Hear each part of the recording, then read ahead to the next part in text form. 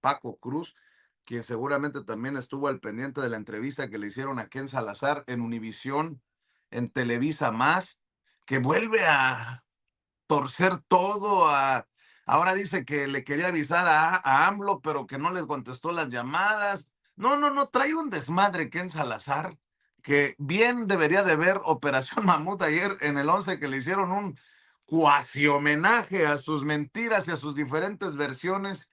Ya también estaremos platicando de eso. El maestro Paco Cruz, más de 47 años en el periodismo, autor de una larga lista de libros como Las Damas del Poder, Corrupción, Impunidad y Nepotismo tras las mujeres más poderosas de México, Las Damas del Poder, García Luna, El Señor de la Muerte, este libro sobre el personaje más perverso de las últimas décadas en la política y las esferas del poder mexicano, que hoy está tras las rejas allá en Estados Unidos por negociar con los narcos, y libros de referencia y contexto que están más vigentes que nunca, a pesar de que han sido publicados hace más de 10 años, Tierra Narca y La Guerra que nos ocultan.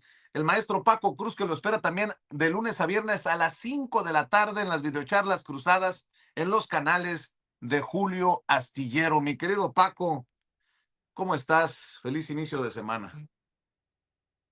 Vicente, ¿cómo estás? Buenos días. Fíjate, iba a empezar contigo con los periodistas chayoteros, pero acabas de nombrar la guerra que nos ocultan. El fin de semana, el jueves, viernes, la Comisión Nacional de Derechos Humanos emitió una nueva recomendación en la que en los hechos descalifica todo lo anterior que se hizo sobre secuestro y desaparición de los 43 estudiantes de Ayotzinapa.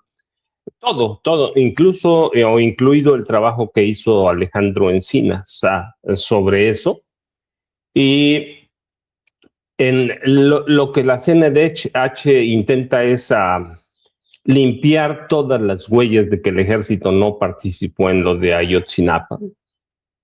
Quiere limpiar la participación del ejército, y la realidad es que no puedes limpiar algo que está sucio desde el principio. Yo lo afirmo, lo insisto, porque tengo los documentos. El ejército participó activamente en la desaparición de los 43 estudiantes de Ayotzinapa y en el asesinato de 3 de sus compañeros, entre ellos Julio César Mondragón Fontes, a quien desollaron en vida. No puedes lavar eso, no puedes ocultar la participación del ejército, no puedes quitarla de un plumazo y no puedes descalificar el trabajo que hizo Alejandro Encinas, no puedes descalificar el trabajo que hizo el GIEI, este grupo de investigadores internacionales. No puedes limpiar la memoria del ejército.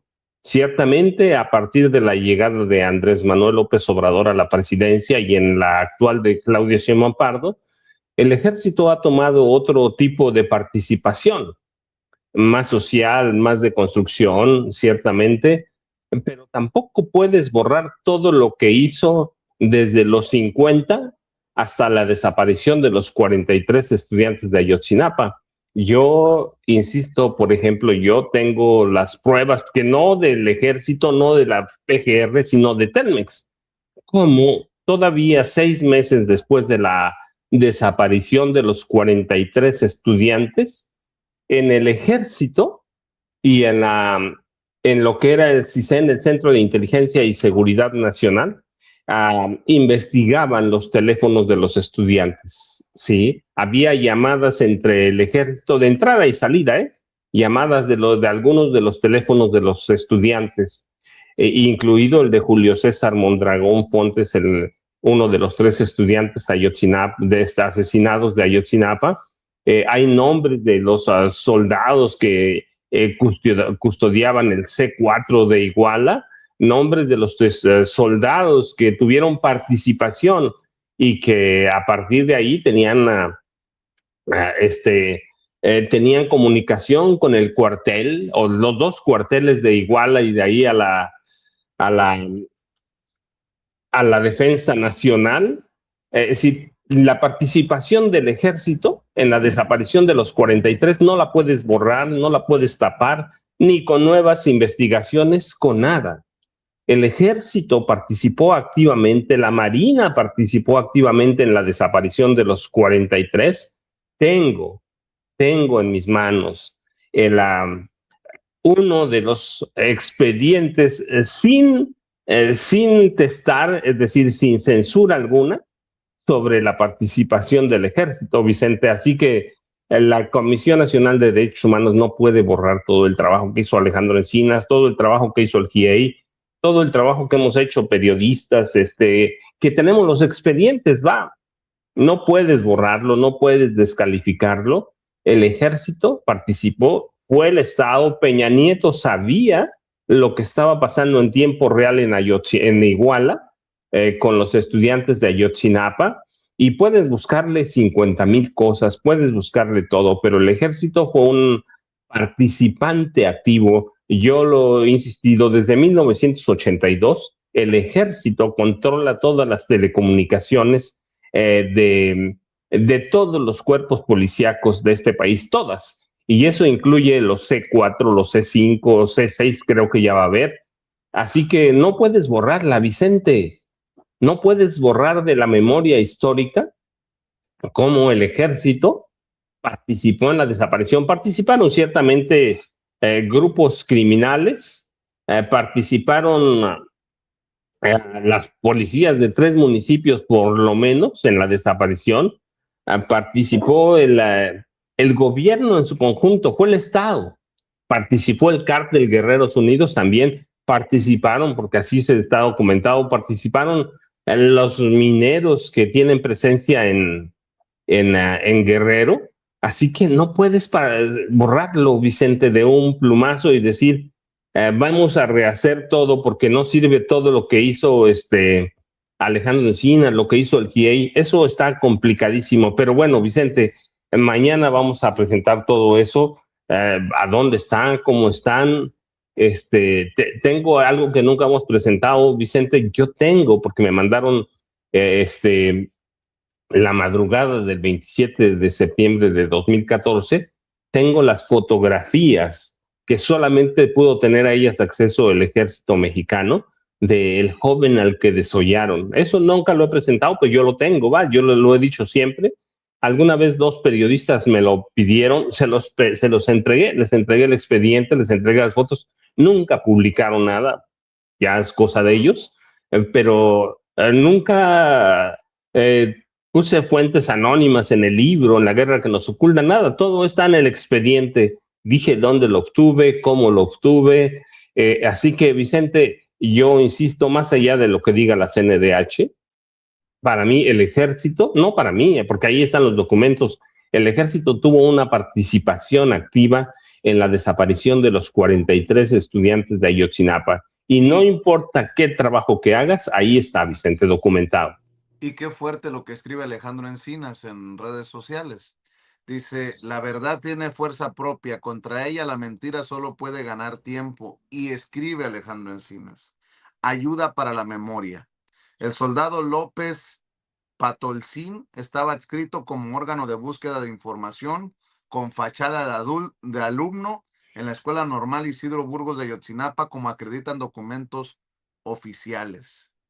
Dice Alejandro Encinas, mecanismos de comunicación del soldado Patolcín con sus mandos superiores, y publica documentos y habla de que abandonaron a uno de los suyos, era uno de los suyos, y pone ahí una reseña histórica, una reseña importante, el propio Alejandro Encinas. Creo que va a dar mucho de qué hablar y mucho para analizar, y qué bueno que contamos con tu pluma, con el micrófono desde tu trinchera, mi querido Paco, porque aquí nos vas a poder apoyar mucho. Déjame saludar también a Jaime, que va llegando, el maestro Jaime Hernández, décadas como corresponsal mexicano en el extranjero, como corresponsal de guerra, fundador y conductor de su espacio en YouTube No Apto para Cínicos. Hay que respaldarlo, así como hay que respaldar las videocharlas cruzadas del maestro Paco Cruz. Hay que respaldar a Jaime, a Hildy, su compañera de vida que lo acompaña ahí en No Apto para Cínicos, le decía, de lunes a viernes a la 1 de la tarde. En No Apto para Cínicos, los likes a las transmisiones en vivo y en directo, las suscripciones para que crezca el canal y los superchats para que sigan hablando con total independencia. Ahí el maestro también, Jaime Hernández. Querido Jaime, feliz inicio de semana. ¿Cómo estás? Muy buen inicio de semana, queridos amigos. Pues es interesante cómo el caso de Ayotzinapa sigue dando de qué hablar, ¿no?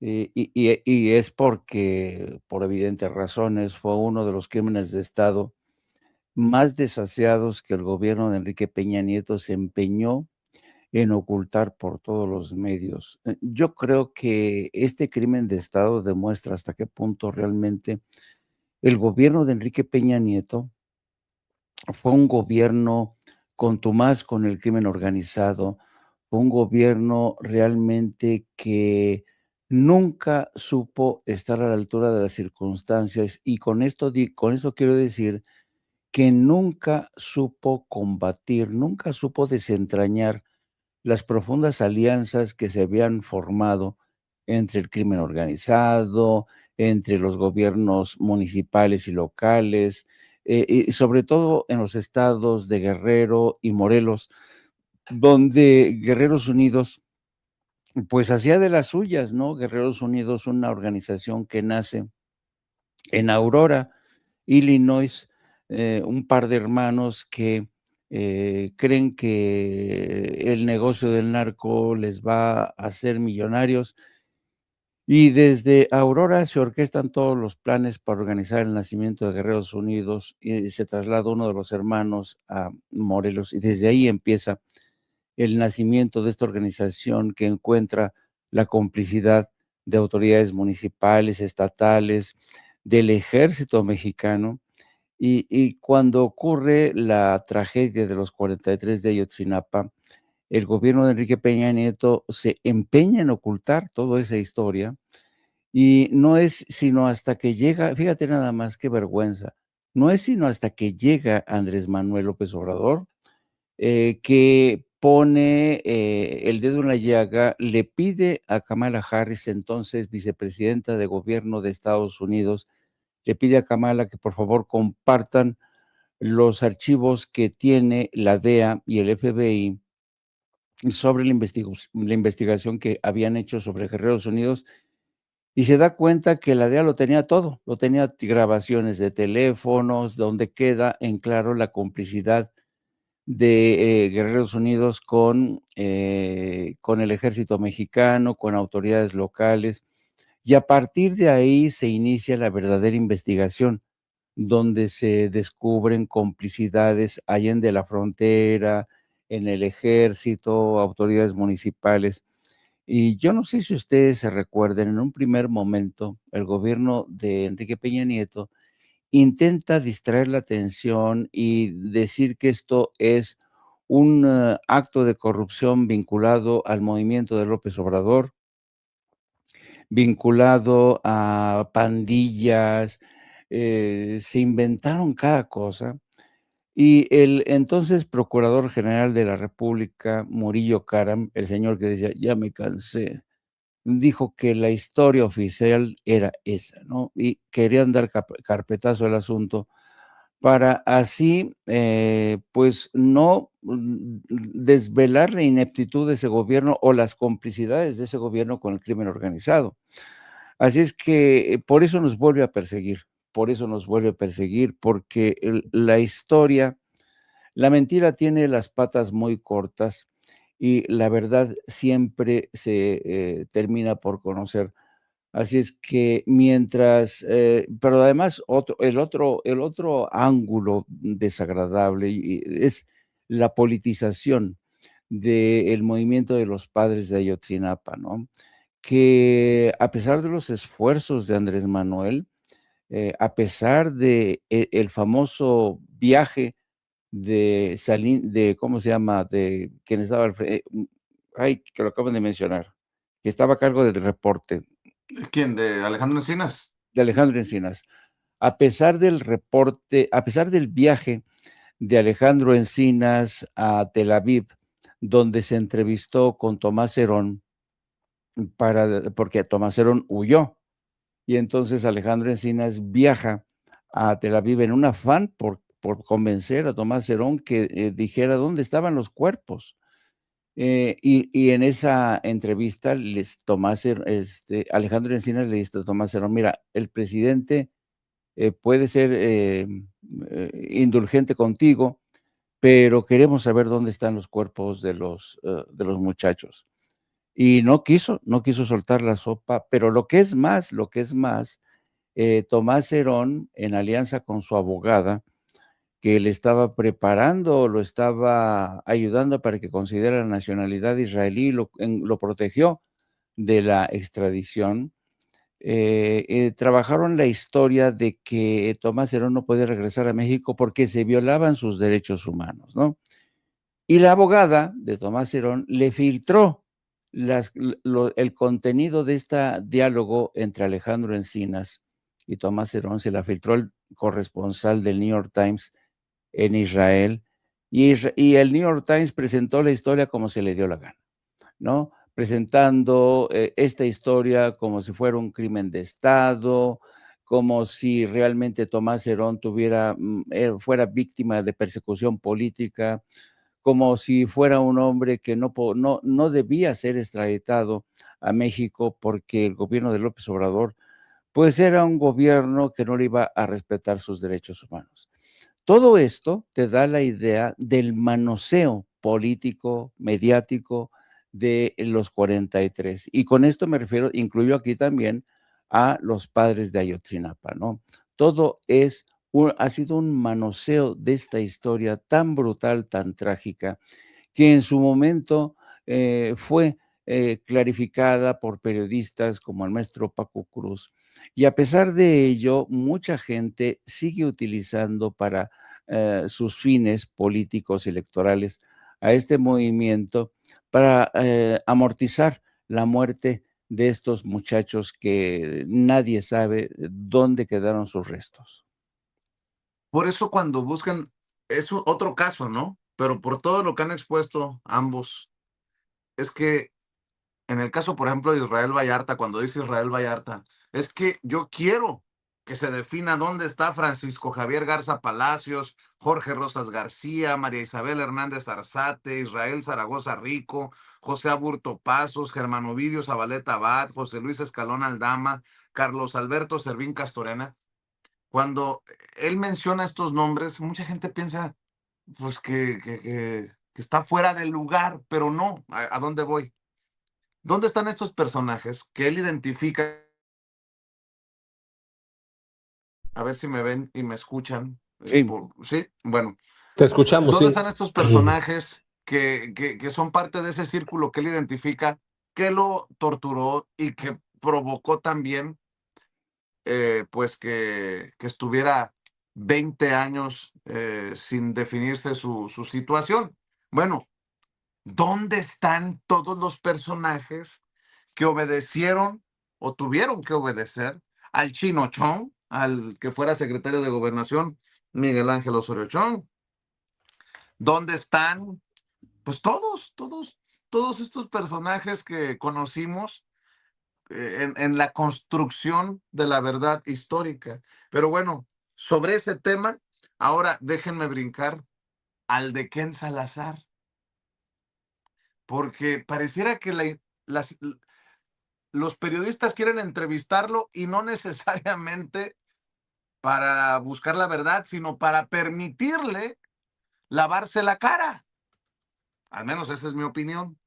Vean lo que le dice a la periodista de Univisión y N+, Ken Salazar, en una entrevista cara a cara, el ex embajador de Estados Unidos en México, que estaba en el puesto cuando sucede aquel traslado en avión del Mayo Zambada a Estados Unidos. Ese día, After a short phone briefing from the U.S. officials, I composed a message to AMLO. He had to understand that the United States had no prior knowledge of this abduction, and that under no circumstances had we conducted an unsanctioned operation on Mexican soil, which would have been a grave violation of their sovereignty. I immediately sent it to AMLO. That evening, U.S. Attorney General Merrick Garland and I prepared a more formal response to the Mexican government. It was not our plane, not our pilot, and not our operation. We stated explicitly. I again sent this communication directly to AMLO and offered to meet to discuss the operation. I waited for his reply. Hours passed. Nothing. I tried again the next day. I knew AMLO often took the weekends to travel to his ranch in Tabasco or to tour the country and meet directly with everyday Mexicans. But wherever he was, he did not respond. For the sake of thoroughness, I sent additional letters to the Mexican Attorney General Alejandro Gertz and again to AMLO. AG Garland also sent a memo to his Mexican counterpart. Then, in an unprecedented move, we offered to display the evidence, including the Beechcraft plane and its contents, to Mexican authorities to continue U.S. and Mexico law enforcement directly at the landing site. AG Gertz agreed. I later met with the law enforcement teams from both countries in El Paso and at the Doña Ana Airport in New Mexico to jointly inspect the evidence, including the plane. From all appearances, the meeting of U.S.-Mexico law enforcement officials. Bueno, a ver, rescató Ceci este extracto, mi querido Paco, mi querido Jaime, porque, a ver, no sé si es un stunt publicitario para vender muchos libros de Ken Salazar o qué carambas. Ya estoy hasta pensando en eso perversamente, pero va sacando pedacito por... Ahora dice que le quiso avisar a AMLO, pero AMLO no le contestó, no le respondió. Ahora dice que Merrick Garland, el fiscal de Estados Unidos, se comunicó con Alejandro Gertz Manero, que tendría que dar la cara desde Londres, a donde lo mandaron como embajador. Acuérdese, Alejandro Gertz Manero ahora es embajador allá en el Reino Unido, allá en Londres, encargado de la embajada en Londres, que dé la cara y diga qué fue lo que pasó, porque dice Ken Salazar que Merrick Garland, su contraparte estadounidense, su homólogo estadounidense, le permitió la inspección de las evidencias y del avión y que toda esta revisión conjunta fue un éxito. Ah, cabrón, entonces, ¿qué sabe Gertz Manero que no dio a conocer o sí dio a conocer o qué fue lo que pasó en este operativo? Ahora nos pone Ken Salazar, aunque yo no le creo mucho por lo que hemos platicado aquí en los últimos días, nos pone ante la pregunta de ¿y qué sabía? ¿Qué no dijo? ¿Qué sí dijo? ¿O en qué mintió el fiscal general de la República, Alejandro Gertz Manero?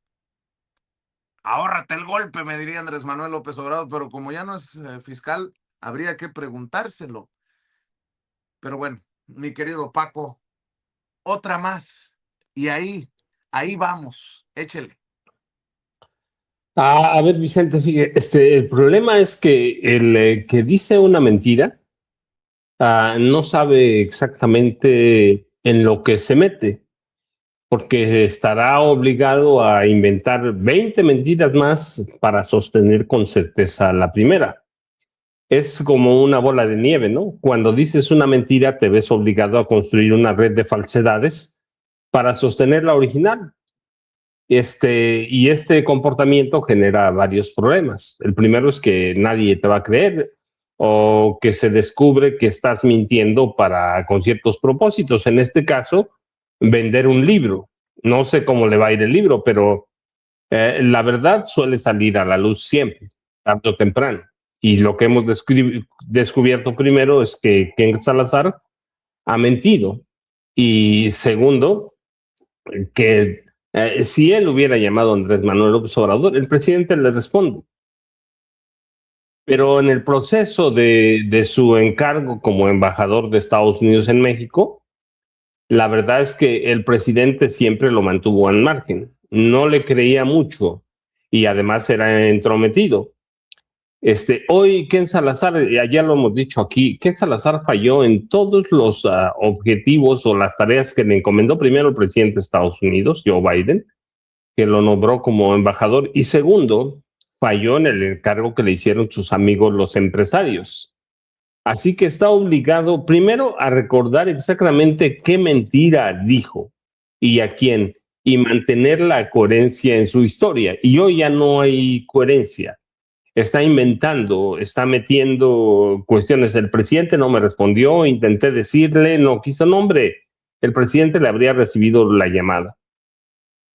Sí, es decir, habría registro de ciertas cosas, pero hay como, veo en Ken Salazar una especie como de temor, no sé exactamente, entre temor y miedo a ser descubierto.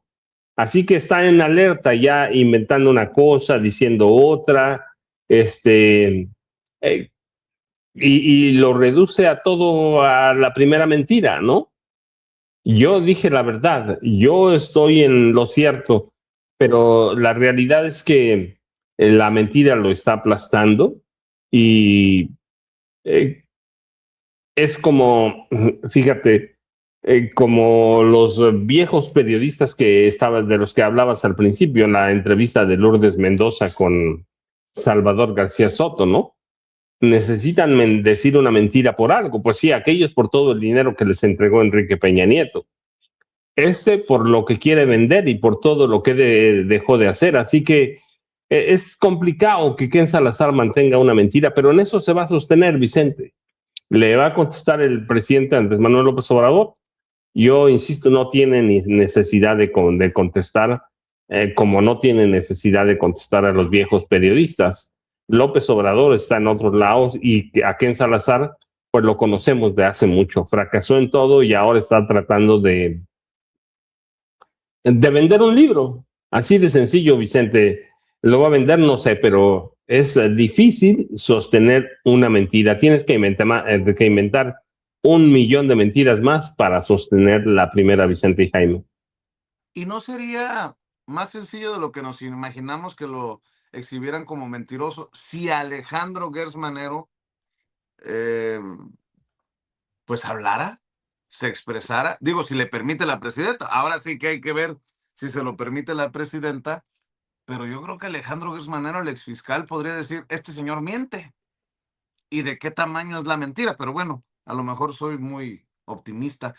Mi querido Jaime, pues ahí también quedan las nuevas declaraciones de Ken Salazar.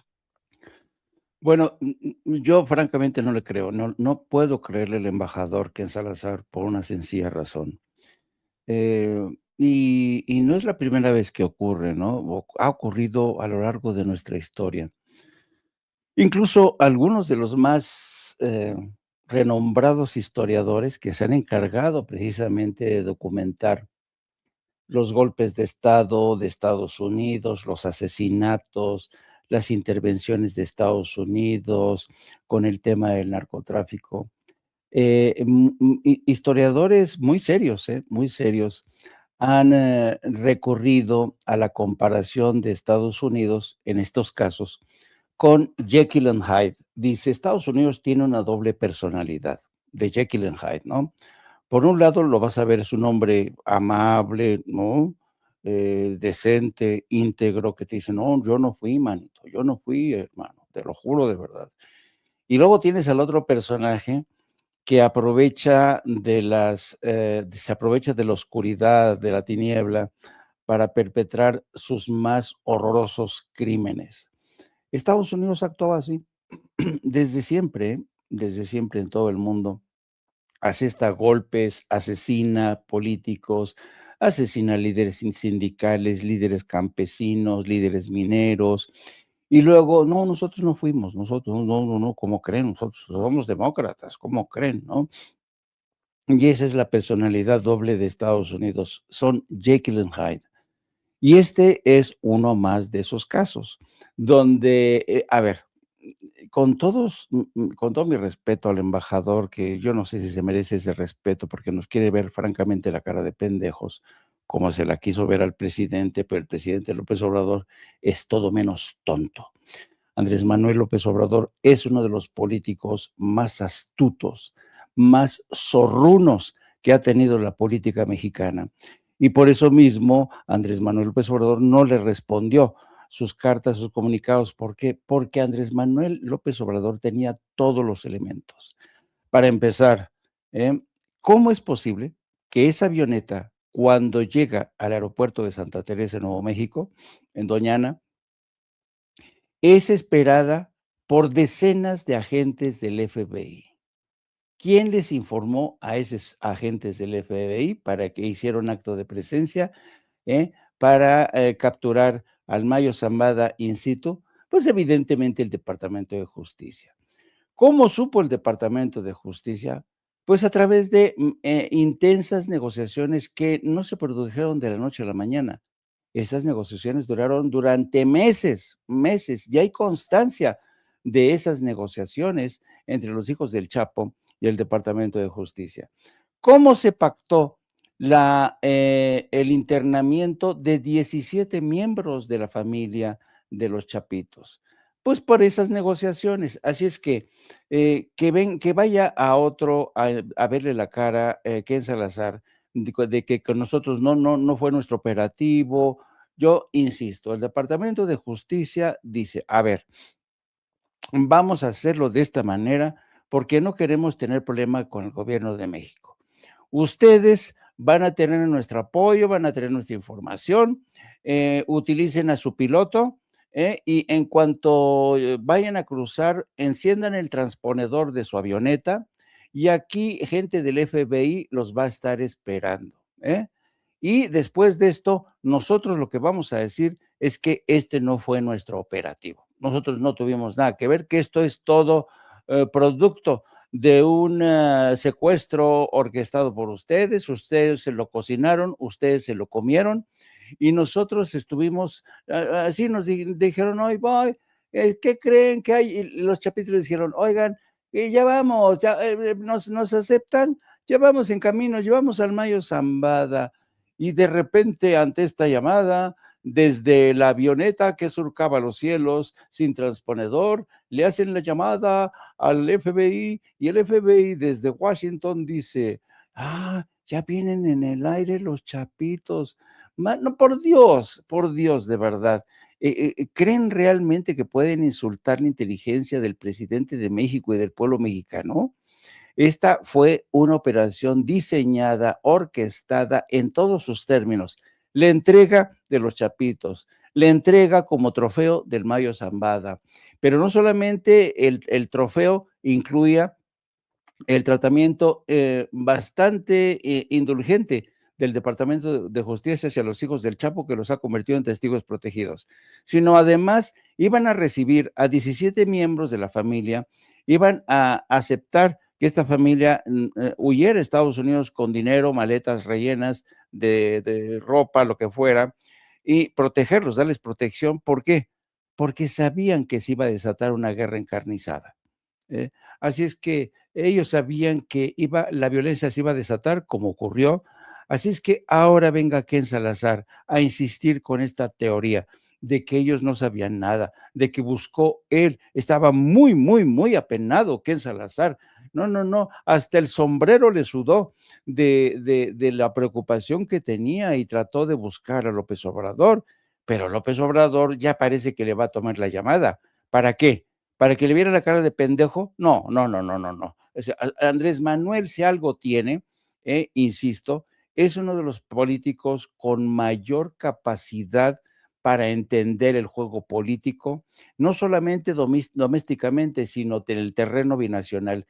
Andrés Manuel conoce bien Estados Unidos y francamente yo no sé por qué Ken Salazar se le ocurrió escribir un libro en esos términos y ahora se ha dado cuenta que metió la pata, ¿no? Porque ha tenido que dar muchísimas explicaciones y ahora, claro, lo que él pensó que iba a ser una estrategia para hacer más sexy su libro, pues lo ha metido en problemas y ha tratado de explicarse, tratando de decir, no, nosotros no fuimos una y otra vez para insultar así de nueva cuenta, para intentar insultar de nueva cuenta al gobierno de Claudia Sheinbaum. A ver, podríamos juntos, si me permiten, maestros, abordar también el caso de don Lorenzo, el mexicano que fue asesinado por ICE, porque no quiero, ¿cómo decirlo? Pues sonar exagerado, pero sí me lastima ver que ya el alcalde de Houston, que ya hay comentaristas y artistas famosos que desde sus trincheras están levantando la voz y están exigiendo justicia. Y no sé si baste con lo anunciado por el canciller Roberto Velasco y la presidenta en la mañanera de la semana pasada, de que van a cambiar la estrategia de la diplomacia a la vía penal, a la vía judicial en Estados Unidos. Y lo digo que no sé si baste, no por demeritar, al contrario, qué bueno que se toma esta decisión, sino porque las figuras públicas no las veo levantando la voz, no veo a los de Univisión, no veo a los de Televisa, no veo a los de, y digo Univisión y Televisa porque ahora son la misma empresa, no veo a los artistas que van a recoger los billetes allá cuando van a hacer sus conciertos, levantar la voz. ¿Cuántos más? ¿Me permiten, maestros, abordar este tema? Déjenme invitar a alguien que sabe de esta lucha, que es Jorge Mújica, a quien estimo, a quien respeto, eh, y bueno, a quien le tenemos que preguntar cómo ve la situación, porque pues no puede ser otro más, nada más otro más. Jorge, te saludamos a la distancia y bueno, así te presento porque tú sabes que así lo siento, te lo he dicho que no sé cómo aguantas, cabrón, en un movimiento que a veces es medio ingrato, ¿no? Pero ahí sigues dando la batalla. Te abrazo. ¿Cómo estás, Jorge?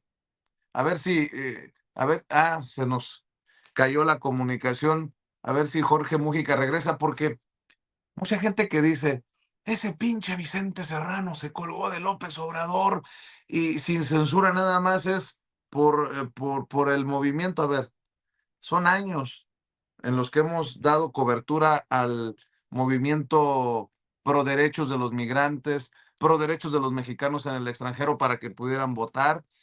Y los personajes que muchas veces entrevisto son eso, representantes de una lucha de décadas como Jorge Mújica. Mi querido Jorge, no puede quedar don Lorenzo como otro más. Está el maestro Paco Cruz, está el maestro Jaime Hernández y tu servidor en la mesa. ¿Cómo estás, Jorge?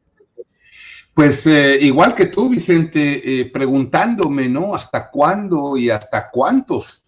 Digo, no es cosa de todos los días, pero sí es cosa de todas las semanas, porque van ya decenas de mexicanos que han fallecido en manos de la migra y todos nos seguimos preguntando, bueno, ¿hasta cuándo? Creo que el público estadounidense ha reaccionado mucho mejor que el público mexicano. Es decir, el público estadounidense está más a nuestro favor y está protestando más fuertemente que muchas comunidades mexicanas, ¿no? Que ya estamos acostumbrados a esto, nos han acostumbrado durante demasiados años, nos acostumbraron durante 300 años de colonización y luego durante 80 años del PRI, entonces estamos acostumbrados a que nos maltrate el gobierno, las autoridades. Incluso hay gente que sale a poner excusas pues tontas, ¿verdad? Diciendo, bueno, eso es lo que se sacan por estar de ilegales en Estados Unidos. ¿Qué esperaban? Bueno, lo que esperamos es que se trate con justicia esta cuestión y no se trate a balazos, ¿no? Oye, Jorge, tú estás en Chicago, esto ocurre en Houston, pero es mi sentir que esto podría convertirse en un movimiento nacional, porque ya no, porque ya son muchos, pues. Y ahora también se habla de los muertos en centros de detención. ¿Le ves pies y cabeza para que se convierta en un movimiento nacional exigiendo justicia para don Lorenzo? Me duele mucho que digas esto, que vemos a la sociedad estadounidense más comprometida que nuestra propia raza en ocasiones para levantar la voz. ¿Cómo ves todo esto? Pues mira, estoy en Chicago, pero acá tuvimos también nuestro caso ya hace un año y un par de semanas, el caso de Silverio Villegas, asesinado también en la calle de la mismísima manera que don Lorenzo. Pues aquí la reacción, eso fue antes de los asesinatos en Minnesota. Entonces, no fue todavía la reacción tan grande. Cuando el asesinato de los ciudadanos estadounidenses es que fue una reacción increíble, pero aquí nos mataron un paisano y solamente unas cuantas personas salieron a protestar. Te digo que es la mentalidad colonizada de que pues ni modo, ¿no? Así son las cosas. Ayer estaba yo discutiendo eso en mi programa en la noche, en Facebook, porque hay gente que dice, no, pero ¿y para qué acusamos a los agentes si nunca los van a enjuiciar, si nunca pasa nada, nunca los castigan de todas formas? Entonces, ¿para qué protestamos? Entonces, esa es la mentalidad con la que operamos muchas veces, por desgracia, como comunidad. ¿Tú ves correcto el paso que ha anunciado la presidenta de ir de lo diplomático a lo judicial? Definitivamente, definitivamente. Yo creo que se debió haber hecho ya desde hace tiempo, esa propuesta o iniciativa, cuando sea, pero se debió haber tomado desde hace tiempo, porque precisamente no reaccionar con fuerza es lo que nos trae a este tipo de estatus de que siempre es igual, nunca pasa nada.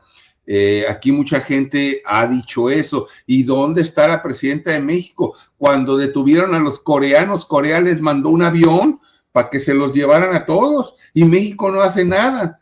Entonces hay falta de educación política en muchos sentidos, pero también es que ha habido falta de acción fuerte por muchísimos años, por muchísimo tiempo, ¿no? Para escuchar comentarios, preguntas de los maestros, déjame para cerrar yo. Me enerva, me encabrona todavía ver encapuchados y vehículos sin logotipos. Esto, ¿desde hace cuánto venimos mencionándolo en la mañanera? Tu servidor, algunos otros colegas, no muchos, porque no a todos los medios le interesa necesariamente el tema migrante, a menos que haya sangre, como vampiros, ¿no? Pero me enerva esto. Mira, es este caso que me está poniendo Ceci en pantalla, creo que se da en Chicago o allá en la zona. Este hijo de la chingada golpeando contra el cemento a este paisano que ya está sometido y luego no quieren que los graben, los que están documentando. O sea, pareciera, y luego apuntan estas madres, sus pistolas de descargas eléctricas contra la gente que los está grabando, pues pareciera que sí están haciendo algo ilegal, porque si no, ¿por qué tendrían que sacarse de onda porque los documenta la gente? Eso por un lado. Y por otro, Jorge, ¿cuántas veces marchamos juntos? Yo a veces cubriéndolos a ustedes, en otras ocasiones con los brazos cruzados. ¿Qué ha pasado? ¿Por qué?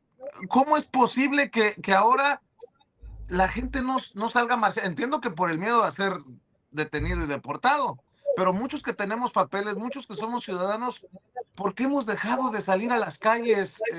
¿Cómo ves estas dos cosas que te propongo? Ya escucharemos a Paco y a Jaime. No, mira, yo creo que es, de nuevo, es esa mentalidad, nunca pasa nada, nunca se arreglan las cosas, ¿para qué protestamos? Porque no hemos sido capaces de obtener triunfos o cuando los hemos obtenido no los hemos publicado, los medios de comunicación no los han no les han dado la relevancia que tienen, y entonces la gente está acostumbrada a perder toda la vida, nunca ganar. Y entonces, así somos, ¿no? Así estamos. Hay que crear conciencia. El miércoles, dentro de 2 días, va a haber aquí en Chicago un evento por Don Lorenzo. Vamos a ver qué tal sale, vamos a ver qué tanta gente sale. Y porque además te digo, tenemos ya nuestro propio caso de don Silverio Villegas también.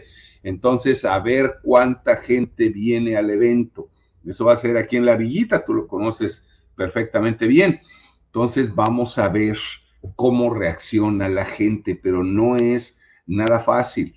Y yo de veras sigo preguntando, yo respeto al 4T y apoyo y soporto, apoyo a la 4T sin duda alguna, pero queremos ver respuestas infinitamente más claras. Cuando la presidenta dice vamos a actuar más, ¿qué tan más? Exactamente cómo es que se va a actuar. ¿Qué es exactamente lo que se va a hacer? ¿Se va a apoyar un caso, un litigio nacional? ¿Se va a tratar de levantar una demanda de clase? ¿Se va a tratar de solamente defender a la familia de aquellos que hayan sido asesinados por la migra? ¿Qué es exactamente lo que la presidenta propone y va a hacer? Es ese tipo de iniciativas que necesitamos saber para entonces animarnos nosotros y poder también avanzar. Paco, ¿algún comentario, alguna pregunta? Después Más Jaime. bien, más bien, Vicente, comentarios, porque yo recuerdo desde mayo 2025, Abelardo Avellaneda Delgado, 68 años, a uno de los primeros, yo digo, asesinados por el ICE de Donald Trump, y luego siguió Jesús Molina Bella, de 45 años, 7 de junio de 2025. Así podemos ir a hacer un conteo. Jaime Alanís García, 56 años, dicen que intentó escapar de un operativo del ICE. Lorenzo Antonio Batres Vargas. Podemos ir haciendo la lista, Vicente, y sí es necesario para mí que el gobierno tome un papel más serio, más duro. No digo que no sea serio, pero más serio, más duro, porque vas haciendo la lista hasta llegar a 18. Y yo tengo los nombres en mi lista: Lorenzo Antonio Batres Vargas, Óscar Duarte Rascón, si todos, Silverio Villegas González, en Chicago también, 12 de septiembre de 2025. Si hay una constante, de tal forma que parece, y eso ya a mí no me queda duda, que hay la orden de que cualquier cosita hay que disparar a matar. Sí, los agentes del ICE son una fuerza letal para los mexicanos.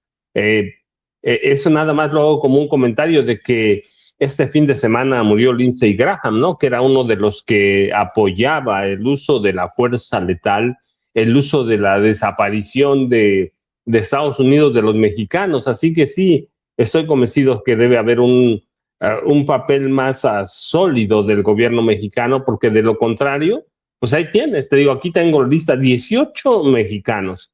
Hasta uno es mucho. Es decir, nadie debe morir, nadie, y menos en un país como Estados Unidos, ¿no? El país de las libertades.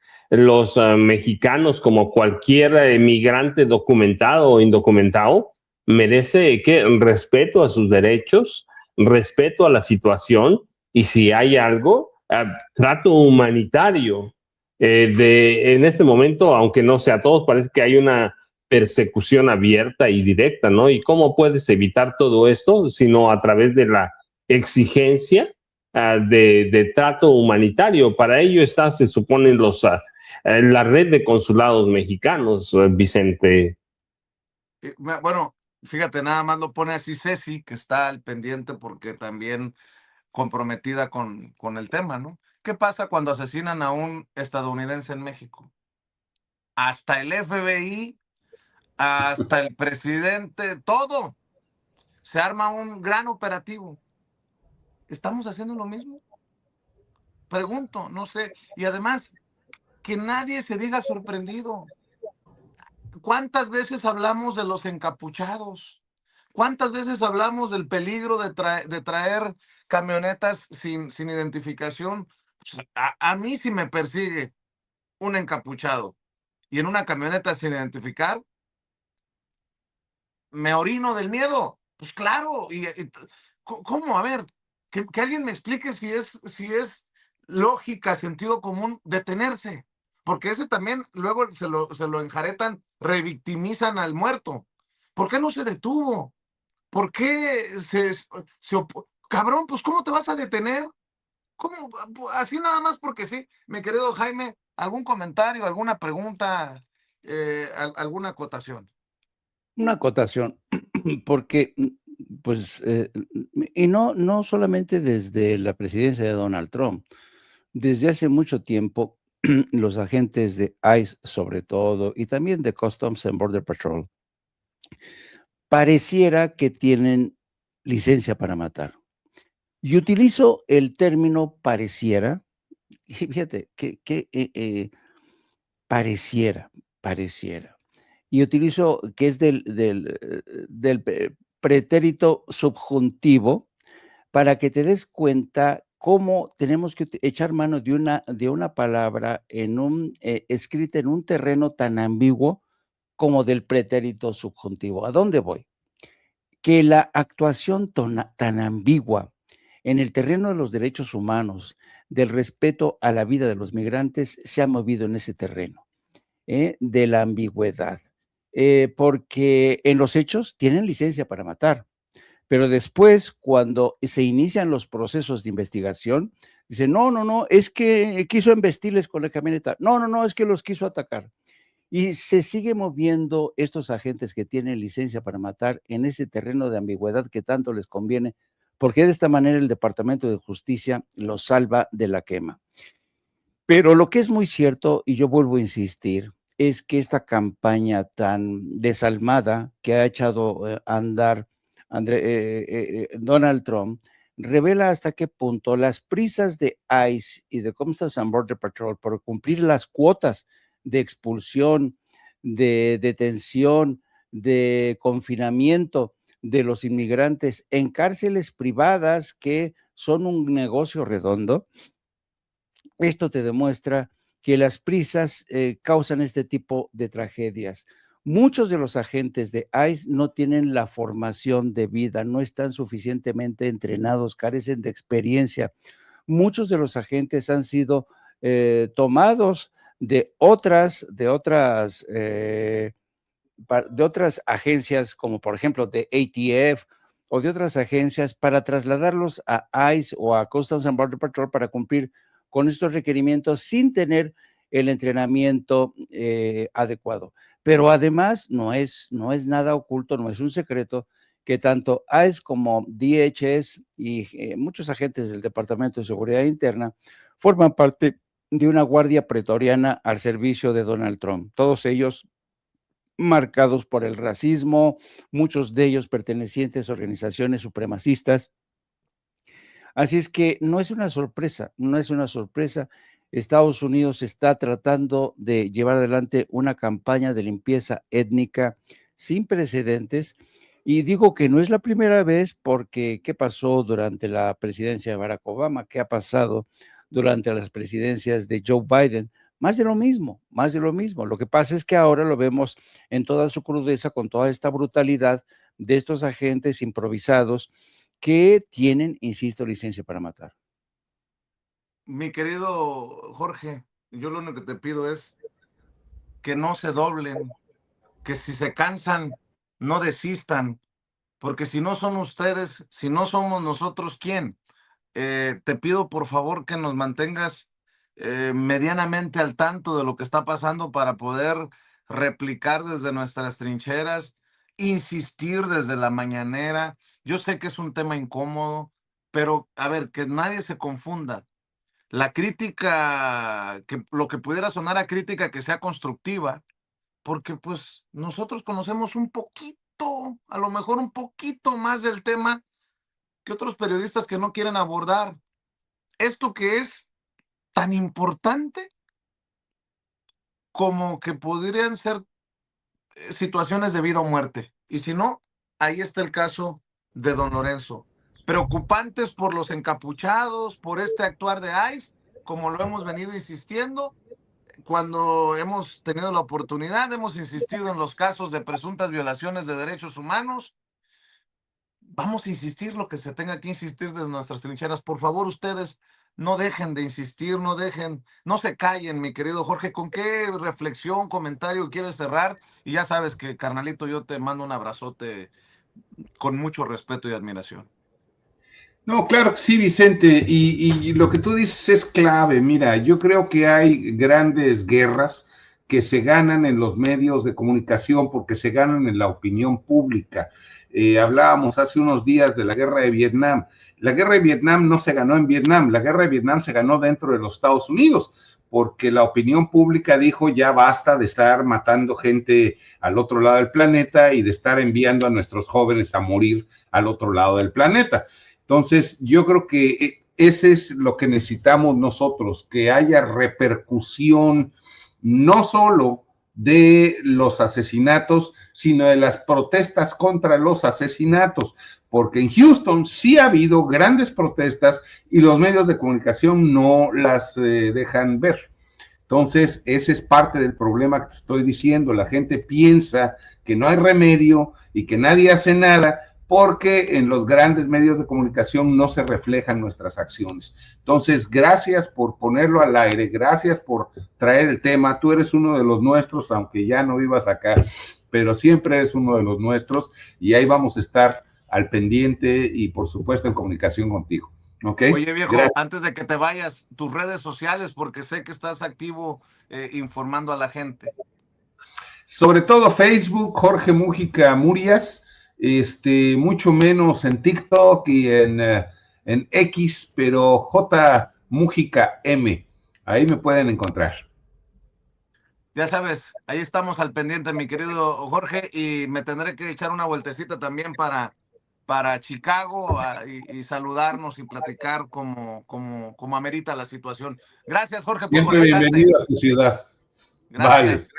Gracias, Jorge Mújica, hablando con nosotros sin censura. Y bueno, no sé, ustedes deciden el tema para cerrar antes de que nos gane la presidenta. Solamente voy a decir una cosa. Por más diferencias que yo tenga con Genaro Villamil, a quien le mando un saludo, oye, se le vino encima Ricardo Salinas Pliego y sus mascotitas, ¿eh? Y eso sí es de preocuparse, porque pareciera que ya viene acompañado con este discurso violento, este discurso de amenazas. Miren, nada más por no dejarlo. Decía Genaro Villamil, la fortuna de Ricardo Salinas Pliego se desplomó como su credibilidad. En 2 años disminuyó de 13,000 a 3,600 millones de dólares según Forbes, es decir, 73% menos. No, pues se enojó Ricardo Salinas Pliego por lo que escribió precisamente Genaro Villamil y dice, en México tenemos un narcogobierno donde los parásitos desviados, como Villamil, festejan que a los hombres de negocios nos vaya mal. Lo que debería de decir Genare es que la fortuna de los políticos y sus familiares aumentó al mismo ritmo que su corrupción y que la violencia en el país. Dígame, Genare, ¿usted qué opina de que Rochamoya no quiera enfrentar a la justicia y esté escondido? ¿Cómo ve el asesinato de Cuen a manos de delincuentes cómplices del narcorrégimen y el montaje que hizo la fiscalía para intentar engañar a los mexicanos por órdenes del senador Insunza? La fortuna de los empresarios es lo que menos les importa a los mexicanos. Yo tengo dinero para vivir como vivo por otros 1,000 años, quizá ya no para 2,000, pero los mexicanos quieren tener para comer, quieren poder salir a la calle sin que los maten, quieren vivir en un país donde a los corruptos como tú se les señale y se les persiga como te señalo y te voy a perseguir yo. Ahí está la amenaza. Y te voy a perseguir yo. Besos, mi estimado Genare, y que le sigan persiguiendo las lombrices hoy como todos los días. Esta fijación que tienen con la preferencia sexual del que ven como adversario, esos de la derecha como Ricardo Salinas Pliego de la extrema derecha, y luego la amenaza, ¿no? Te voy a perseguir yo. ¿Para qué? Pregunto. Además, una hipocresía grosera, ¿no? La fortuna de los empresarios es lo que menos les importa a los mexicanos. Yo tengo dinero para vivir como vivo por otros 1000 años. Los mexicanos quieren tener para comer. ¿O será que Ricardo Salinas Pliego pide dinero para los mexicanos para que le sigan haciendo los paguitos en Electra? Porque después presume sus vacaciones por no sé dónde y hasta su yate y no sé qué madres, y dices tú, güey, pinche hipocresía. Pero bueno, mi querido Paco, con lo que quiera cerrar, maestro, después el maestro Jaime. Vicente, aquí lo hemos dicho, puede ser que no tengamos o que tengamos algunas diferencias con Genaro, ¿no? Con Genaro Villamil, aquí la hemos expresado como el día que se equivocaron en, ah, en un quién es quién en las mentiras, lo recuerdan tú y Jaime, pero los ataques homofóbicos son actos de violencia, son actos de acoso motivados por el odio, el prejuicio y la intolerancia hacia la orientación sexual o identidad de género. Estos delitos van del acoso verbal hasta las agresiones físicas graves, la amenaza como esta que hace Ricardo Salinas Pliego. Lo que hizo Genaro Villamil fue una investigación, una nota propia, que es la verdad además, y la respuesta es virulenta, virulenta, y esa no la debemos permitir nadie. Nadie debe permitir la violencia homofóbica, teniendo ahí a personas a su lado que son muy cuestionables en ese sentido. Así que en este ataque homofóbico hay que solidarizarse con Genaro Villamil. Hay que solidarizarse con él y con quien sea, va. A estas alturas del partido, no debemos permitir en este país ningún ataque, ninguna violencia homofóbica ni transfóbica. Sí, cada uno tiene derecho a sus cosas, pero este sí fue la respuesta que de Ricardo Salinas Pliego, pues lo muestra como es, ¿no? Lo muestra como es, aquí lo hemos dicho, misógino, homofóbico, y es una agresión directita, violenta y una amenaza, esa amenaza que te voy a perseguir yo personalmente, eso no debe permitirse en un país como este. Entendemos cómo es, lo hemos denunciado, investigado, un personaje como Ricardo Salinas Pliego, pero esto hay que denunciarlo, fue un ataque directo, insisto, ataque homofóbico, un acto de violencia y acoso motivado por el odio, el prejuicio y la intolerancia de Ricardo Benjamín Salinas Pliego. Así que está mostrando todo lo que es este personaje, lo nocivo, lo pernicioso que es para México. Y estos personajes son los que son un peligro para este país, Vicente y Jaime. Yo diría, eso sí, hay que solidarizarse con Genaro porque la homofobia, esta discriminación, es intolerante. Así que no sé exactamente qué debe pasar, pero lo importante es solidarizarse porque no debe permitirse un ataque como estos, Vicente y Jaime. Voy a decir, cuando le dijo perras a 3 comunicadoras, yo exigía que se posicionara la esposa y la hija de Ricardo Salinas Pliego. Ahora, ante este ataque homofóbico contra Genaro Villamil, exijo que se posicione Javier Alatorre, Pedro Sola y otros personajes que muy bien saben por qué se los digo.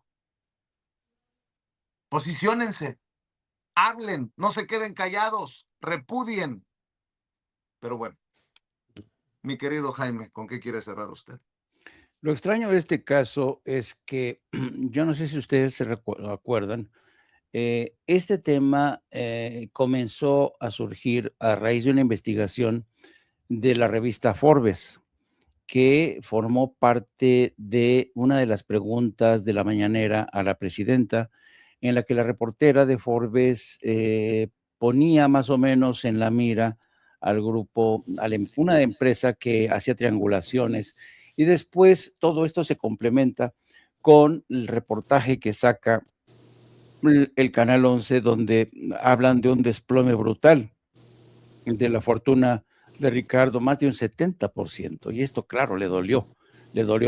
Y como lo sacó el medio del Estado, pues se lanzó contra el general Villamil, a quien yo también le transmito mi solidaridad. Esa práctica de matar al mensajero sigue estando muy vigente. Y déjenme abordar rápidamente, porque ya nos va a ganar la presidenta, dos temas que desde mi punto de vista merecen la pena abordar. Uno, la muerte del senador Lindsey Graham, republicano por Carolina del Sur. Este hombre, yo quiero mencionar que la muerte de este personaje, que fue el más férreo defensor del genocidio en Gaza y Cisjordania, uno de los más ardientes enemigos de la comunidad migrante en Estados Unidos, ha fallecido a los 71 años por un desgarro de la aorta. Lo interesante de este caso es que apenas un día antes, Lindsey Graham había estado en Kiev con el señor Zelensky, supervisando una fábrica de drones que él había ayudado a edificar para prestar una defensa contra la guerra contra Rusia. Pero además, Lindsey Graham acababa de terminar una iniciativa para aislar, para aplicar más sanciones a Rusia, y de ahí que surjan muchísimas teorías de la conspiración, en el sentido de que Graham pudo haber sido envenenado antes de llegar a Estados Unidos, donde al llegar, ustedes saben que Graham era un personaje solitario, vivía en su casa, en una de las muchas casas que tenía, y murió solo. Los bomberos y los equipos de paramédicos tardaron mucho en llegar porque no podían abrir la puerta para atenderlo. Ayer mismo el presidente Trump lamentaba su muerte, incluso Trump se vio obligado a viajar de retorno a Washington ante la muerte de este senador, que era uno de sus principales aliados, era el más ferviente admirador de Benjamín Netanyahu. Yo digo, seguramente ya está danzando en el infierno este señor después de haber apoyado entusiastamente el genocidio en Gaza y Cisjordania. Y una última nota que tiene que ver con una nota en exclusiva del diario El País. Bueno, sacan a relucir que el FBI investigó al escritor Carlos Monsiváis, a quien lo relacionaba con el movimiento de los Black Panthers y el movimiento chicano. Según los documentos que publica, porque ya se desclasificaron, los documentos que publica El País, pues Monsiváis estaba en la mira del FBI. Hay que tener en cuenta el tiempo, el momento en que Monsiváis era investigado. Acuérdense que el FBI y la CIA tenían a mucha gente en la mira. Era la época en la que la CIA mandaba y mucho en México.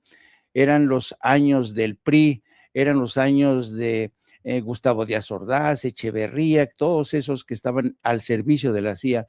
Y no es de extrañar, por tanto, que Carlos Monsiváis estuviera en la mira del FBI, que lo investigaba, que se le seguía la pista por su solidaridad con el movimiento chicano, vaya descubrimiento, y con el movimiento de los Black Panthers. ¿Se acuerdan cuando los Black Panthers se hicieron una organización internacionalmente conocida cuando los Olímpicos de México, creo que fue en el 68, hubo varios pronunciamientos de los Black Panthers? Así es que don Carlos también era investigado por el FBI. Mira nada más, eso sí está interesante, ¿no? Como el FBI, mira, órale. Mira lo que nos pone Ceci en pantalla. A ver, lo de Lindsey Graham también, antimexicano, antiinmigrante, promotor de nombrar terroristas a los cárteles de la droga, etcétera. Y Vicente, Jaime, de él nace la campaña de narco presidente como un año y medio antes de terminar el gobierno de López Obrador. De él nació esa campaña y de ahí la retoman personajes como Anabel Hernández, Timothy Golden, todos la retoman después de Lindsey Graham. Nace de él. Fue un senador que odiaba a Andrés Manuel López Obrador. De él nace todo sin una prueba, sin nada. Entonces hay que decirlo. No importa que esté muerto, él es el responsable de muchas de las barbaridades que hay en este momento, Vicente y Jaime.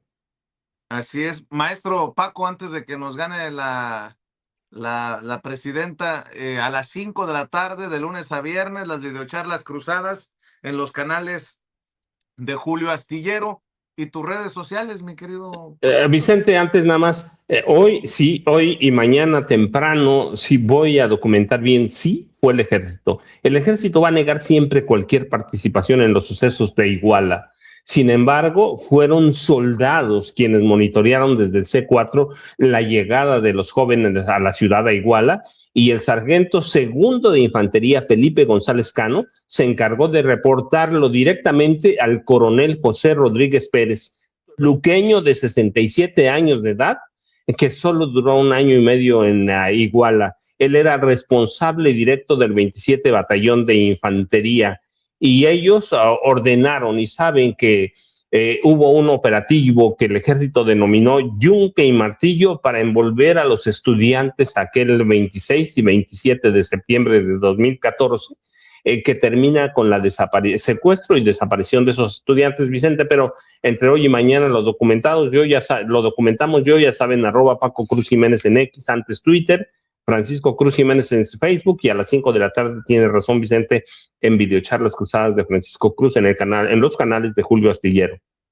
Mi querido Jaime, usted a la 1 de la tarde en No Apto para Cínicos. Sí, vamos a hablar de cómo el FBI logró infiltrar el despacho de Carlos Monsiváis con varios gatos para espiarle, para seguirle la pista y hacer. Los gatos eran responsables de elaborar los informes ultra secretos. Eso te lo pasó Yago Batusay en exclusiva, ¿verdad?